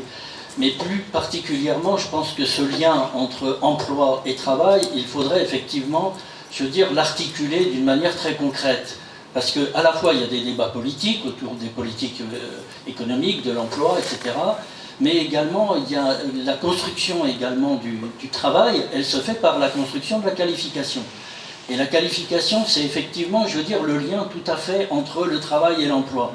La qualification, c'est tout à fait ce lien, à la fois dans la production de la qualification au niveau de la formation initiale, on parle de l'apprentissage, on parle de l'alternance, effectivement, on parle de tous ces problèmes qui sont effectivement à la fois très politiques et à la fois très techniques, et puis également, c'est la qualification tout au long de la vie, je veux dire, par la formation continue, notamment dans la transition numérique qui, je veux dire, impacte l'ensemble du travail et pour lequel la formation, je veux dire, est impactée directement. Comment effectivement les travailleurs, je veux dire, dans leurs activités, sont confrontés à cette transition et sont formés ou se forment. Et là, il y a vraiment un enjeu considérable. Donc ça, c'est effectivement un premier aspect que je voulais souligner. Le deuxième aspect, c'est effectivement sur le deuxième aspect que Christian Duquers a souligné, sur le rapport, justement, par rapport à, disons, à comment effectivement construire des réponses à ces problématiques, notamment. Et, disons, Jean-Marie a parlé des corps intermédiaires, hein, parce qu'il y a la société civile, il y a le travail, c'est différent. Je veux dire, la société du travail, c'est aussi différent de la société civile. Mais également, c'est dans la construction de ces organismes intermédiaires, hein, qui, je veux dire, où se trouvent des réponses possibles à ces différents problèmes très concrets, je veux dire, qui alimentent à la fois le travail, à la fois l'emploi, à la fois au niveau politique. Et du coup, je veux dire, dans ces questions intermédiaires, de représentation intermédiaire, dans ces corps intermédiaires, je veux dire, il y a différentes formes, à différents niveaux. Ce sont effectivement, je prends par exemple simplement dans l'entreprise, je veux dire, les institutions représentatives du personnel, où à la fois on débat, je veux dire, entre représentants des salariés, représentants de l'employeur, je veux dire, des différents aspects du travail, mais c'est également sur tout ce qui est justement la production de la qualification, je veux dire, au niveau de l'apprentissage, de la formation professionnelle. Je veux dire, des associations existent où sont réunis les différents acteurs, à la fois, je veux dire, tous les acteurs, y compris le côté employeur, le côté, je veux dire, des professeurs, le côté des apprentis, des jeunes, je veux dire, et puis toutes les questions fondamentales. Et c'est là-dedans que peuvent se nouer, je veux dire, aussi des réponses dans ces débats et passer à un niveau politique, passer au niveau, effectivement, je veux dire, du rapport à l'influence vis-à-vis des institutions politiques. Ça peut être d'ailleurs aussi au niveau local, hein, je veux dire, je ne le sous-estime pas. Voilà quelques réflexions plus que des questions. Moi, je voulais savoir ce que vous pensiez de quelques expériences qui ont lieu dans les entreprises grosses, en général, comme Michelin, Solvay, Microsoft. À savoir, ces entreprises ont signé une charte alors, avec quelques avantages pour leurs salariés qui s'engageraient en politique, qui prendraient des responsabilités. Alors on est là beaucoup sur des responsabilités locales, hein, au niveau des mairies, mais ça peut être également effectivement départements, régions et voire pourquoi pas les plus hautes sphères de l'État. Avec des engagements très, très précis, à savoir sur la possibilité d'avoir des temps partiels pour exercer à la fois leur mandat et puis continuer à être salarié, ou bien la promesse, s'il n'est pas possible de faire les deux, de les laisser partir pour exercer leur mandat et de leur assurer une place en retour avec un niveau de salaire conservé, etc. etc. On parle de quels engagements politiques fondés sur l'expérience du travail. Alors j'en profite, je suis journaliste à Liaison Sociale Magazine et il se trouve que le numéro de juin parle de cette expérience sur 10 pages. Je vous invite évidemment à le lire, évidemment, petite pub. Il y a des exemples de gens qui se sont engagés, qui vous expliquent comment c'est possible ou comment c'est extrêmement difficile. Et puis il y a tout le contexte, donc je ne vais pas garder la parole, mais il y a tout le contexte qui facilite ou pas, même dans ces entreprises, et plutôt pas en l'occurrence, les collègues qui estiment que vous faites ça pour des raisons personnelles et vous profitez de tel ou tel avantage, etc. etc. Les managers qui se disent vous faites chier, il va être moins présent, etc. C'est un peu comme lorsqu'on s'engage au niveau du syndicalisme. Et puis les directions qui sont plus ou moins différentes. Les directions qui s'engagent, je crois qu'on en cite 8 ou 9 entreprises dans notre dossier de l'une, il n'y en a pas beaucoup plus, qui ont signé des chartes dans ce sens. Donc pour répondre à la question initiale de ce débat, il me semblait que c'était peut-être une expérience sur laquelle vous pourriez avoir des réactions intéressantes. Merci beaucoup. Alors, qui veut commencer? Oui, beaucoup de choses, c'est pas forcément des réponses, c'est des contributions à un débat qui, à mon avis, ne se conclut pas. Sur l'expérience territoire zéro chômeur de longue durée, parmi les leçons, les débuts de leçons, les premiers contacts avec cette expérience, pour moi c'était 2013, donc on commence à avoir un petit peu de recul, même si ça ne fait que démarrer effectivement dans l'action. Mais d'abord c'est parti de l'idée, quelqu'un le disait, c'est parti de l'idée qu'il y a effectivement du travail, même s'il n'y a pas d'emploi. Et que c'est ça qu'il faut valoriser. Et qu'il y a des choses qui aujourd'hui ne sont pas considérées comme du travail parce que ça n'est pas solvable. Alors un peu différemment, il y a une partie du raisonnement qui est le même que celui de l'IAE, mais on est sur un peu un autre registre par rapport à l'accompagnement des personnes. En tout cas, c'est bien basé là-dessus. Une autre leçon qui me permet de répondre à d'autres choses qui ont été dites, c'est il faut du temps. Il faut pas vouloir aller trop tôt. Alors, je ne sais plus bien comment ça avait été formulé, mais j'avais noté cette idée, effectivement, des expérimentations comme ça vont demander un temps d'élaboration qui n'est pas forcément le temps politique. Et qu'un des écueils, et qui, à mon avis, est une des causes aussi du discrédit des politiques, c'est cette espèce de tournis que les lois succédant aux lois, avant d'être même... C'est encore, on les changeait avant qu'elles aient été évaluées, ce qui est à peu près la règle générale. On en change beaucoup avant même qu'elles aient été simplement mises en œuvre. Et ça a un effet qui est très délétère. Ce que nous apprennent aussi ces expériences-là, c'est que des choses se construisent et demandent du temps. Mais comme dans une expérience de travail, on sait aussi que l'expérience, la formation de savoir, de savoir-faire, de manière efficace d'agir et sur lesquelles il y a un accord collectif, tout ça va demander du temps et qu'il faut prendre ce temps avant même de vouloir créer la norme. L'activité de renormalisation, c'est pas clac, on faisait comme ça hier, ça marche pas, on va faire comme ça demain, et on doit en décider dans les 5 minutes. C'est bien basé sur une expérience réelle. Alors sur alimenter la réflexion des élus ou la réflexion des citoyens, la question induit un peu la réponse. Évidemment, la démocratie ne vit que lorsque les citoyens sont eux-mêmes engagés et qu'on leur donne la possibilité de s'engager et qu'on valorise leur engagement.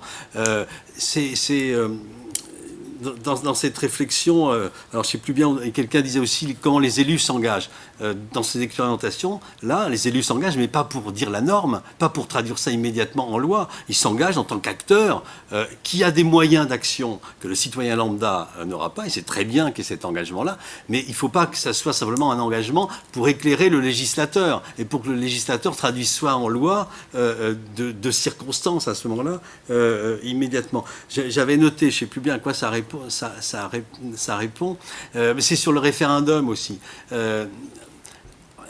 la différence qu'on peut faire entre l'organisation de retour d'expérience dans le travail et un référendum d'entreprise. La différence qu'on peut faire, et on sait bien qu'on ne va pas obtenir du tout la même chose si on fait un questionnaire dans l'entreprise ou si Athémis organise un débat avec les salariés dans lequel on va effectivement avoir des larges espaces de réflexion, de discussion, de débat sur son travail. C'est pas, le questionnaire ne dira rien de tout ça. Et le référendum, ça a un côté...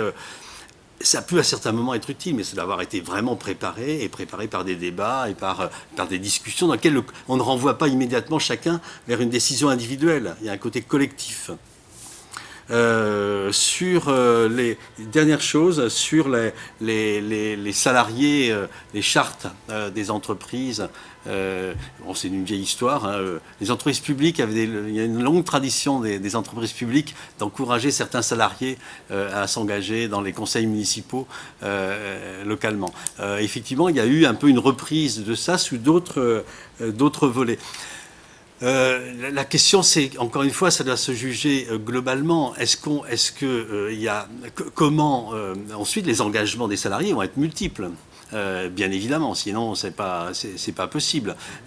Et comment dans l'entreprise, quel effet ça va avoir si un salarié s'engage et qu'il a du coup une marque politique, une action politique qui ne correspond pas à ce que l'encadrement partage comme étant l'idée qu'il faut avoir.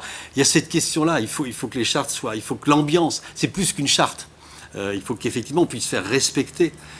Et ça passe probablement par d'autres engagements que simplement les engagements politiques, qui leur permettent aussi de s'engager dans les ONG, etc. Il ne faut pas oublier que les principaux raisons de discrimination sont des raisons d'engagement syndical dans les entreprises. Donc entre un syndicaliste reste quand même souvent un peu discriminé dans son avancement professionnel, etc. Et puis d'un coup on vous encourage à vous engager politiquement et à faire des campagnes électorales. Je ne sais pas bien comment il faut que ça soit géré localement et avec une conscience du management qui ne se réduit pas à oui, il y a une charte. Il faut qu'il y ait une véritable culture dans l'entreprise. Et dernière chose, il y a une autre piste qui serait très intéressante aussi pour l'entreprise d'explorer. Au-delà de dire, voilà, on a des salariés, on leur permet de faire un lien. Il faut faire plus de liens avec leur travail. Et le lien, ça peut être aussi, qu'est-ce que l'engagement bénévole, il y a eu des études sur qu'est-ce que l'engagement bénévole apporte aux salariés en retour lorsqu'il est en poste de travail.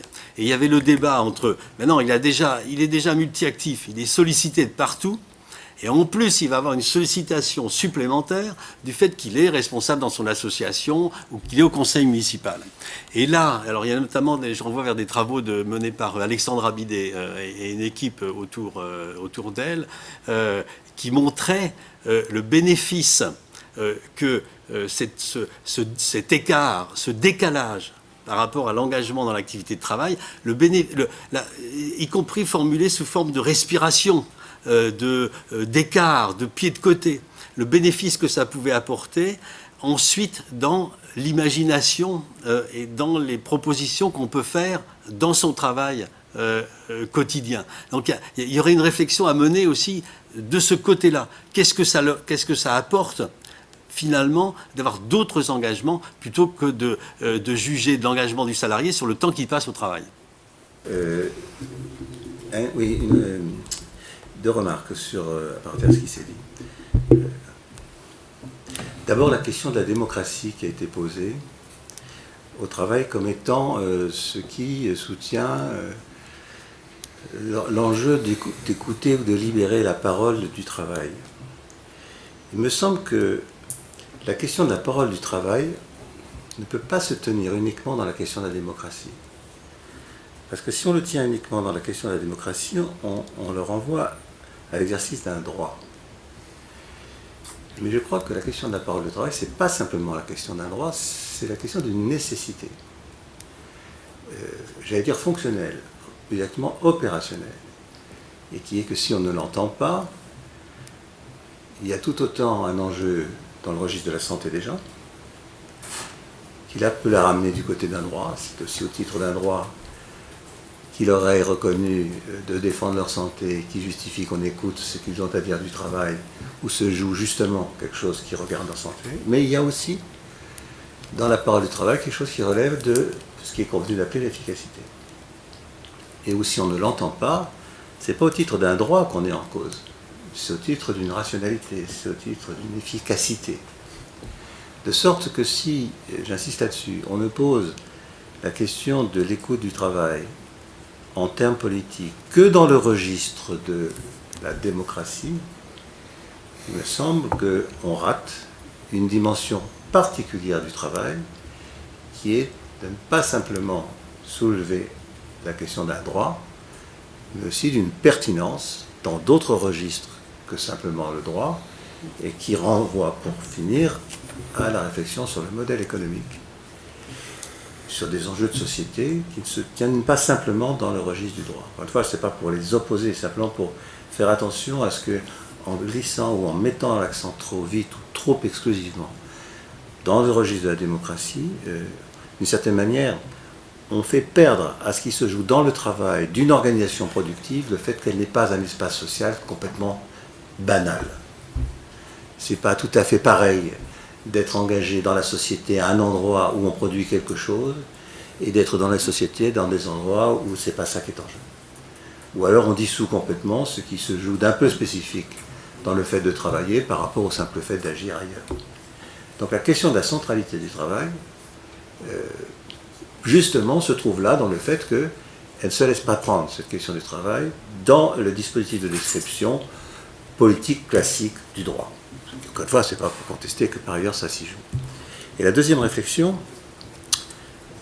concerne le fait qu'on n'entend pas assez le fait que la politique, c'est aussi un travail. Et que par exemple, dans les discussions sur le non-renouvellement des mandats ou le non-cumul, il y a une dimension qui passe à là, à ce motif, on voit bien de ce qui est poursuivi là, qui est d'éviter que les gens s'enquistent, deviennent comme des moules au rocher, etc.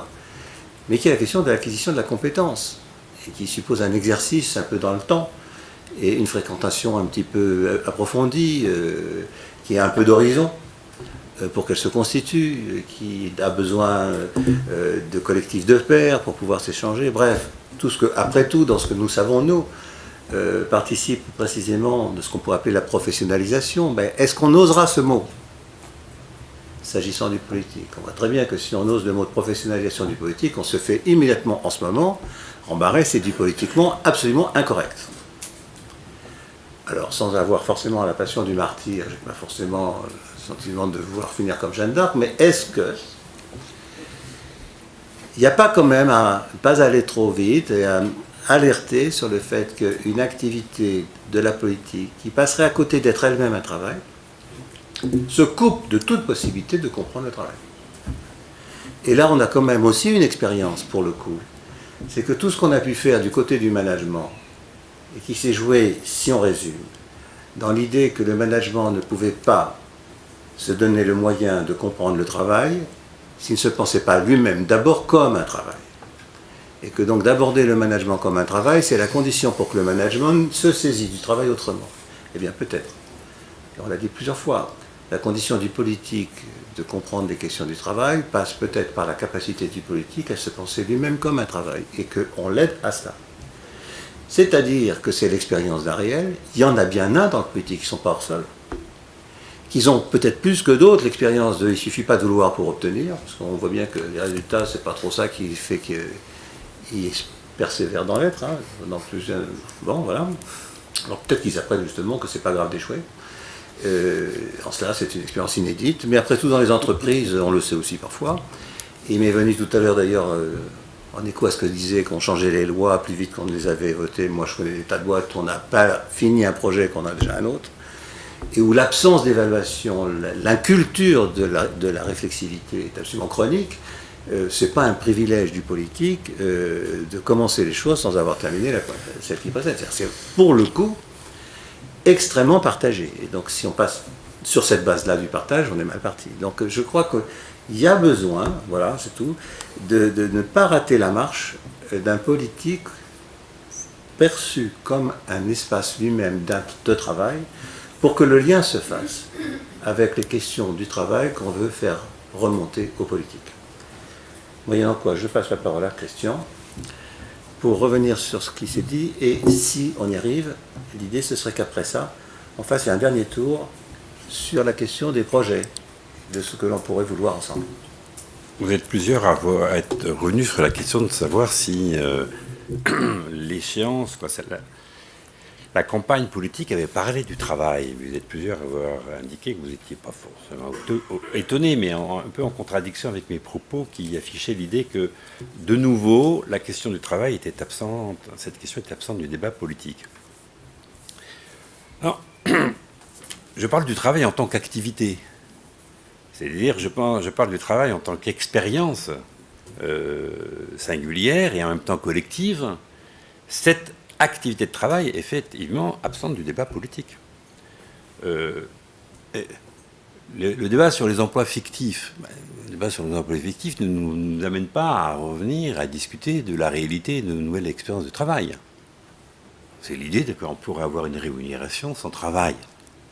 Bon, finalement, qu'en est-il de l'expérience de travail? Qu'en est-il de l'importance de ça pour chacun d'entre nous et pour un avenir de la société?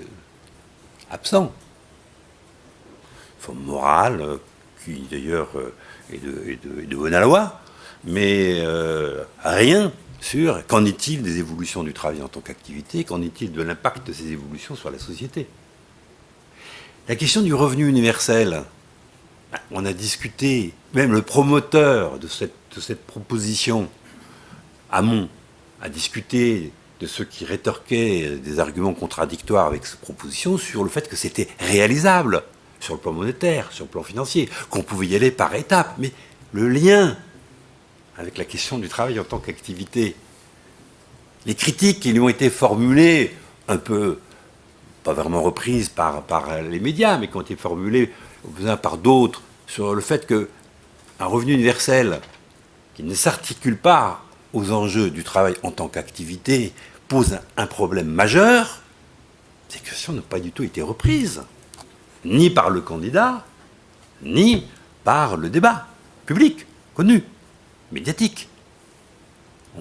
On est revenu sur c'est sérieux, c'est pas sérieux, la dépense est de temps, pas de temps, ça va mettre 5 ans, ça va mettre 10 ans. C'était ça le débat qui s'est constitué au niveau impulsé par le candidat lui-même. Reprise dans le même ordre d'idées par les médias, qui sont passés complètement à côté de la question du lien entre la question du travail et de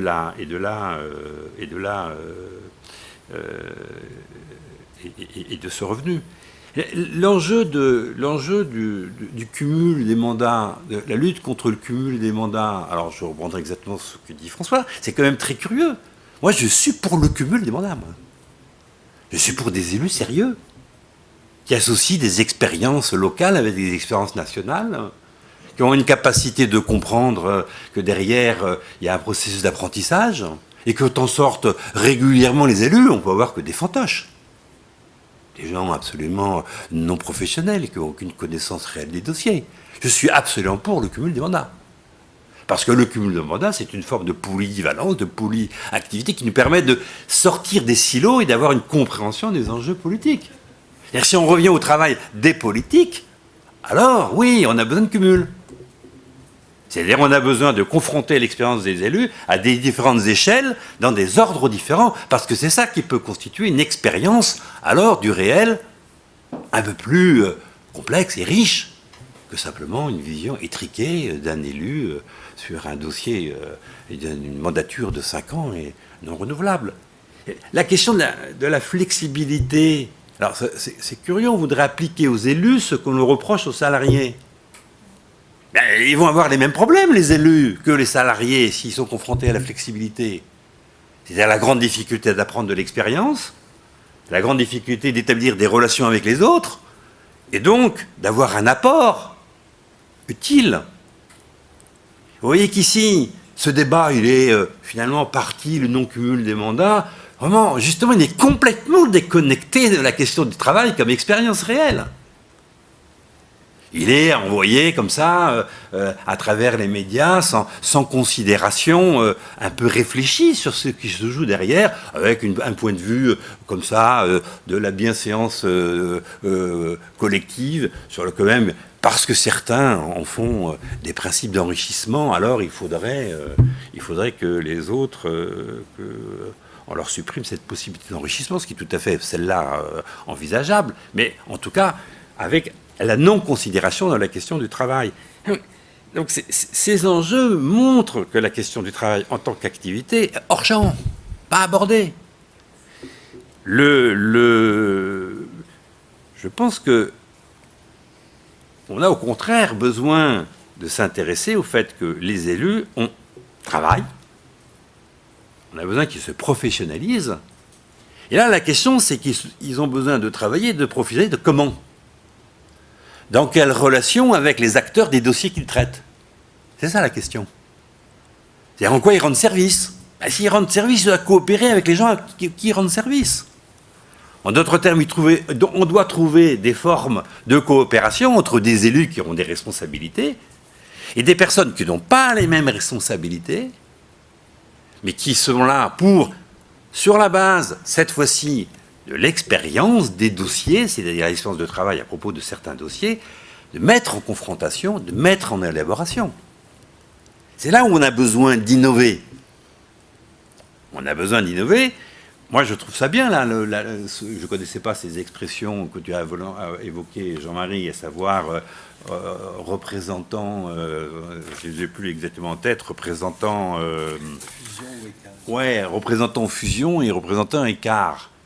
Effectivement, on va voir alors, la possibilité, par exemple, pourrait tout d'un coup, on pourrait par référendum remettre en cause le mandat de quelqu'un, là, comme ça. Voilà. Alors là, on est en pleine fusion. On n'est pas content du caractère fusionnel de notre représentant. On n'est pas dans... Alors on le vire. Mais non, c'est normal, il va faire autre chose qu'il a prévu de faire. Il est confronté au réel, à l'évolution de ce réel. Et effectivement, on est dans l'imprévu. Mais c'est vrai aussi dans l'entreprise. Vous faites un projet, vous ne faites jamais votre projet. Dans l'entreprise elle-même, qui fait un projet tel qu'il jusqu'au bout ? Jamais. On est tout le temps confronté à des modifications. Ben, l'élu aussi. Donc la question, c'est pas celle-là, c'est pas la révocation de l'élu. La question, c'est comment on joue l'écart. Quand vous jouez, on joue la contradiction entre celui qui a une responsabilité des élus et les personnes qui servent sur des dossiers particuliers. C'est un jeu d'intervention. Ah oui, un enjeu d'intervention. Et donc, ici, vous voyez, il y a besoin au contraire de reprendre la question du système institué en redonnant à l'expérience du travail, que ce soit celui d'élus ou de ceux qui sont engagés sur des sujets particuliers. Ça peut être l'insertion professionnelle, l'insertion, la formation. Ça peut être des enjeux qui relèvent de la transition énergétique. C'est-à-dire. Et à ce moment-là, sur la base de l'expérience de ces transitions énergétiques, faire remonter les questions et les confronter à ceux qui ont des responsabilités. Hulot, il est bien malin maintenant qu'il est ministre. Il est bien malin. Et comment va-t-il faire ? Brave type, certainement, de bonne foi aussi, intelligent, certainement, avec de l'expérience aussi. Mais c'est pas parce que, personnellement, il a toutes ces qualités qu'on pourrait lui reconnaître, que pour autant, il va être en capacité de travailler dans des formes de relations sur des sujets donnés en relation avec ceux qui ont l'expérience des enjeux de la transition énergétique, de la réhabilitation de l'habitat, qui posent des questions de travail, qui posent des problèmes de compétences, où cette confrontation peut s'organiser, être discutée, être mise en relation. C'est ça, de mon point de vue, les questions essentielles. Et donc, on a besoin que nous, vous, nous, ici, nous tous, on trouve à un moment donné, parce que... Alors, c'est là où la question des représentants individuels que vous avez nommés, moi je ne la connais pas, en tout cas il faudra la suivre. Hein. Je ne connaissais pas cette nouvelle décision des 10 ou 12, 8 ou 12, que le liaison sociale, je vais le regarder avec intérêt, le dossier se propose. Non, c'est intéressant, c'est intéressant. Mais là, la question qui est posée, c'est moins, de mon point de vue, la posture individuelle de ces personnes dans les instances politiques dans lesquelles ils vont arriver, que plutôt en quoi ces personnes sont porteuses d'un enjeu identifiables. Par exemple, l'activité de formation professionnelle, par exemple, encore je reprends, le bien-vivre alimentaire, et en quoi, alors c'est pas une personne à ce moment-là, c'est un ensemble de personnes relevant de ça, peuvent être collectivement en travail avec des instances politiques, que ce soit la collectivité territoriale locale, la commune, une communauté de communes ou une communauté d'agglo, une communauté urbaine, voire le niveau régional. Je trouve ça tout à fait intéressant. Si ça reste dans une démarche individuelle, des gens qui sont encore dans la représentation-fusion, pour reprendre cette expression qu'a utilisée Jean-Marie, je pense qu'on ira à un échec. On va pas... Mais si ces initiatives-là s'articulent avec une possibilité dans des dossiers particuliers, sur des dossiers cernés du point de vue du périmètre des questions, cernés aussi dans le temps, dans les délais, si ça c'est le moyen de faire remonter collectivement une compétence mise en discussion, encore une fois, dans des instances politiques, quelle que soit l'échelle auquel on s'adresse, moi je trouve ça intéressant. Donc il faudra qu'on... Moi, en tout cas, j'aimerais discuter avec vous, revenir, voir derrière ce qui s'y joue et comment c'est mené. Encore une fois, si c'est simplement libérer individuellement les gens d'un certain temps pour que finalement ils représentent des personnes issues d'un monde qui n'est pas professionnel dans la politique, je pense que c'est insuffisant. C'est largement insuffisant. Par contre, s'ils sont associés à des groupes sur des sujets où eux, par leur expérience professionnelle, ont une compétence particulière, c'est-à-dire dans leur histoire professionnelle, je trouve ça pertinent. Je trouve ça intéressant. La question ici, si vous voulez, de revenir sur les questions du travail comme une... Alors, c'est pas... Alors, il y a un problème de posture, Jean-Marie en a donné, une rigueur, bon. Mais c'est aussi, à travers cette expérience, lorsqu'elle est partagée avec d'autres, la capacité de revenir sur le cheminement, sur les enjeux, sur les difficultés que l'on rencontre dans la volonté de transformer le réel auquel nous nous confrontons. Bon, voilà quelques remarques. Je ne vais pas chercher à répondre à l'ensemble de vos suggestions. Mais ça, François me souffle à l'oreille de revenir sur la question des projets.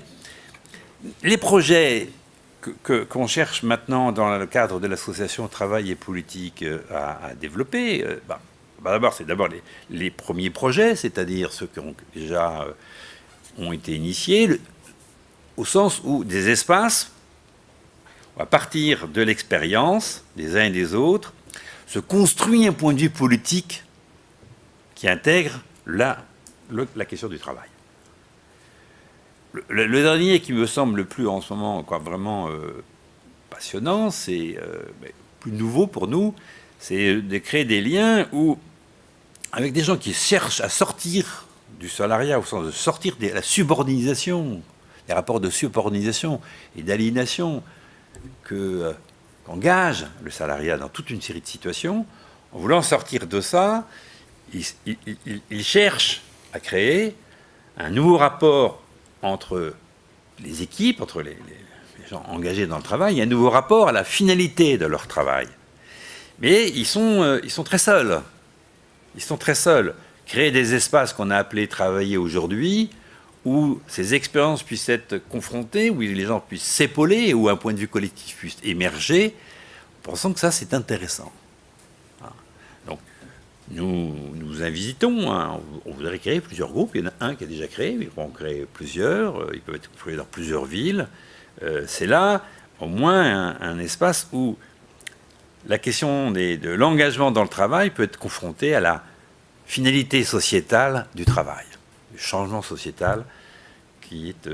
Et ce changement sociétal, disons les choses, ça va me permettre aussi de répondre sur les corps intermédiaires à la question du syndicalisme ou des représentations, des institutions représentatives du personnel.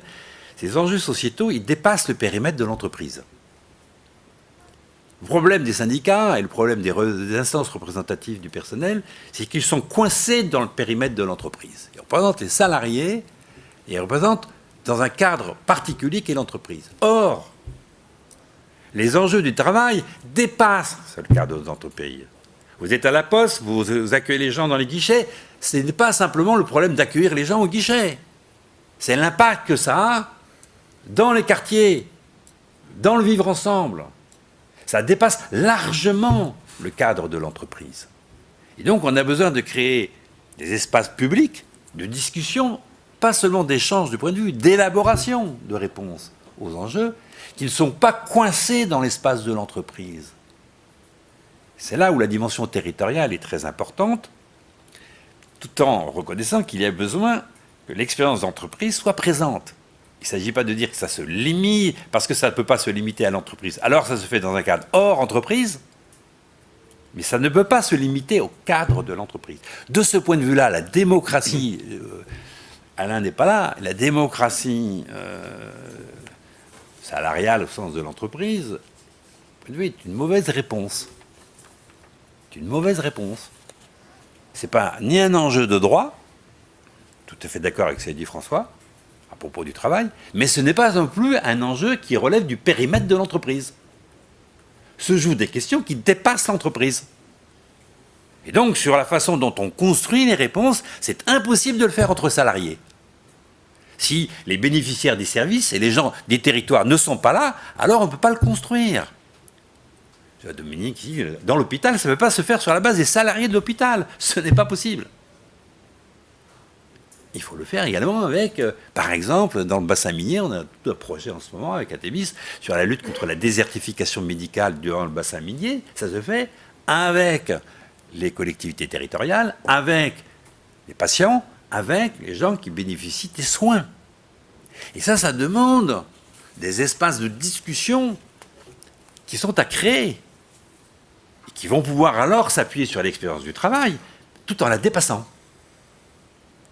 C'est ici des enjeux voilà, qui sont,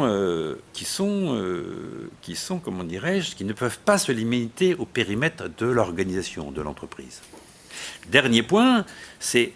Alors, comment établir le lien avec les instances politiques instituées?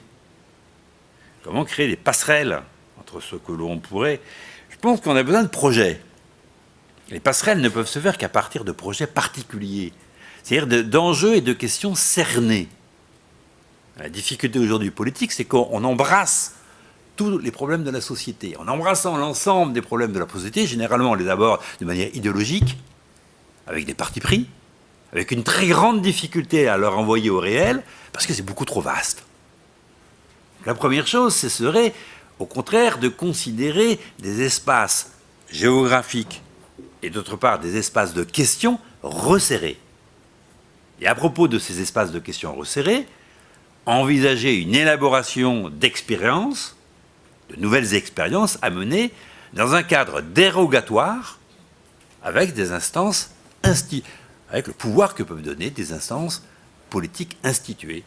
Alors, commençons de manière modeste avant d'atteindre les lois nationales. On peut commencer par des espaces sur un plan local, des espaces dérogatoires sur un plan local, avec une capacité des gens qui s'engagent sur ces projets à participer aux décisions des conseils municipaux et ensuite de leur mise en application par les services des collectivités territoriales.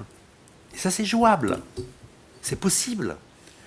À partir du moment où on reste modeste, à partir du moment où on cherche ne pas embrasser l'ensemble, mais de revenir sur des choses sur lesquelles nous pouvons avoir la main, alors des expériences nouvelles peuvent être menées. De ce point de vue, ça tient à nous. Voilà. Simplement, encore une fois, très souvent, les débats politiques deviennent des débats très idéologiques, parce qu'avec des jugements de valeur, un peu à l'emporte-pièce, disons les choses rapidement, sur l'ensemble des questions. On est absolument incapable aujourd'hui de trouver des réponses à l'ensemble des questions. Alors, resserrons, soyons de ce point de vue réalistes au sens établissons un rapport au réel, et à partir de ça, essayons de trouver un moyen de bousculer, c'est-à-dire de changer les relations avec les élus qui, eux, sont des élus professionnels. Alors, il y a deux hypothèses, parce que la première, c'est que la modestie, ça donne soif, et que pour resserrer les liens, il y a un bon moyen, c'est se garder la main dans la main et on monte là-haut, et là, je ne vous dis pas l'ambiance. Voilà. Ah, c'est Même encore pas, il n'y a mieux. même pas besoin de monter. Alors, on plane jusque-là. Sauf si ça vous fait... sauf si vous voulez quand même... bon. Alors, on joue la dynamique... Du bar. Voilà, du open bar, comme on dit. Écoutez, je vous remercie beaucoup pour votre présence, d'autant que les conditions climatiques ne sont pas si simples que ça. Donc, on va se retrouver à la rentrée. Vous aurez des informations sur ce qu'on vous proposera. Toutes ces conférences, on les doit certes à l'hospitalité de l'ESCP, que nous devons d'ailleurs à Fabien de Gozer qui est parti, qui est directeur de l'école et qui est vraiment depuis plusieurs années maintenant nous crée des conditions vraiment très très agréables. Et c'est un endroit absolument atypique dans Paris que d'y être invité pour dire absolument ce qu'on veut. Il y a plein de structures qui sont encore ici accueillies. Je peux vous dire, du côté de l'université, ça fait longtemps que ça a disparu, ou alors il faut payer, et c'est quand même notable que ce soit une école de gestion qui a une réputation par ailleurs d'être quand même assez calée sur un certain nombre d'exigences financières. Ben c'est l'inverse qui se passe ici. Un grand accueil à des thématiques et à des débats d'idées, c'est vraiment très important. Et enfin, c'est Zoé qui fait en sorte que tout ça se passe très très bien. Merci encore. Est-ce que tu peux ajouter que le 13 juin, c'est le film Demain de Cyril Dion et Mélanie Laurent qui sera projeté et sur lequel nous pourrons débattre, et que c'est une excellente illustration de ce qu'est un travail politique qui ne se joue pas simplement au sein des institutions politiques, mais qui est un vrai travail politique. Donc le 13 juin, le film Demain.